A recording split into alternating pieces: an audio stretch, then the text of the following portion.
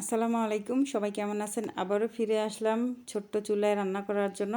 আজকে ভাত মাংস কিছু রান্না করব না, আজকে সেমাই রান্না করব। সেমাই রান্না করার জন্য চুলার মধ্যে পাতিল দিয়ে দেওয়া হয়েছে, এরপরে সেমাইগুলো ভেজে নেওয়া হচ্ছে। আর সেমাই রান্না করার আগে যদি আপনারা ভাজেন তাহলে ওই সেমাইটা খেতে খুবই বেশি ভালো লাগে। যারা ভিডিওটা দেখতেছেন তারা সম্পূর্ণ ভিডিওটা দেখুন। সেমাই রান্না করা হবে, তারপর আপনাদেরকে খাওয়ানো হবে। সেমাই না খেয়ে কেউ যাবেন না। এই তো সেমাই ভেজে নেওয়া হয়ে গেছে, এখন এই পাতিলটা ধুয়ে নেব। এই পাতিলের ভিতরেই সেমাই রান্না করব। পাতিলটা ধুয়ে আবারও চুলের ওপর বসিয়ে দেওয়া হবে। এরপরে এখানে দুধ দিয়ে দেব। আজকে সেমাইটা শুধুমাত্র দুধ দিয়ে রান্না করব, এখানে কোনো পানি দেব না। এরপরে দুধ ভালোভাবে জাল করে নিতে হবে। এরপরে দুটো এলাচ ফাটিয়ে দেওয়া হবে। আর দুধ জাল দেওয়ার সময় সাবধানে থাকতে হবে, কখন যে দুধ পড়ে যায় ভিতরে শুধু ভয় লাগতেছে। এরপরে দিয়ে দেব কিশমিশ এবং বাদাম। অল্প কয়েকটি কিশমিশ বাদাম দিয়ে দিলাম। তারপরে 1 চিমটি লবণ দিয়ে দিলাম। আর সেমাই রান্না করার সময় 1 চিমটি লবণ দিলে সেমাইতে মিষ্টি করা হয়। অনেকে আছে সেমাই রান্না করার সময় লবণ দেয় না, তবে আমি সেমাই রান্না করার সময় লবণ দেই। এরপরে দিয়ে দেব পরিমাণ মতো চিনি। আপনারা এভাবে রান্না করবেন, তবে আপনাদের স্বাদ মতো আপনারা চিনি দিবেন। এই ছোট পাতিলে ছোট চুলায় রান্না করতে কী যে আনন্দ লাগে বলে বোঝানো যাবে না। আমি রান্না করি, চারিদিকে কিন্তু সবাই ঘিরে আছে, সবাই দেখতেছে। এখানে ছোট বড় মাঝারি অনেকেই আছে।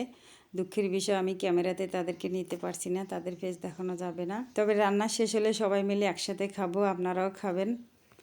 দুধ বলক আসা পর্যন্ত অপেক্ষা করতেছি যে কখন বলক আসে, আবার পড়ে যায় নাকি, এর একটা ভয়। দুধ বলক চলে এসেছে। একটু ধৈর্য সহকারে দুধ জাল দেওয়া লাগে। আর মিনি কিচেনে রান্না করার সময় প্রচুর ধৈর্য ধরতে হবে, ধৈর্য ছাড়া কোনো কাজে সম্ভব না। এই যে দেখতেছেন ছোট ছোট পাতিলে রান্না, এত কিছু আয়োজন, সব কিছু ধৈর্যের ব্যাপার।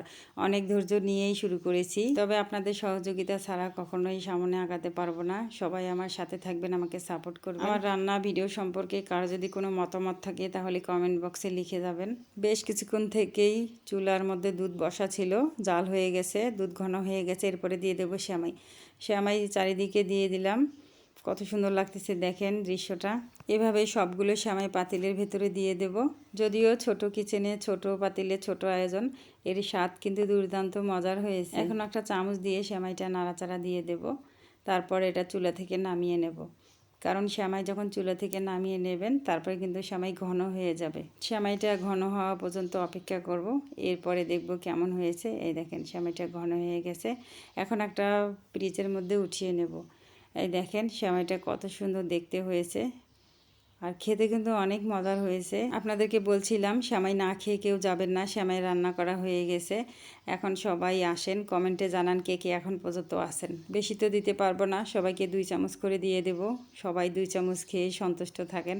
অসংখ্য ধন্যবাদ আপনাদেরকে সম্পূর্ণ ভিডিওটা দেখার জন্য, আমার সাথে থাকার জন্য। আল্লাহ হাফেজ।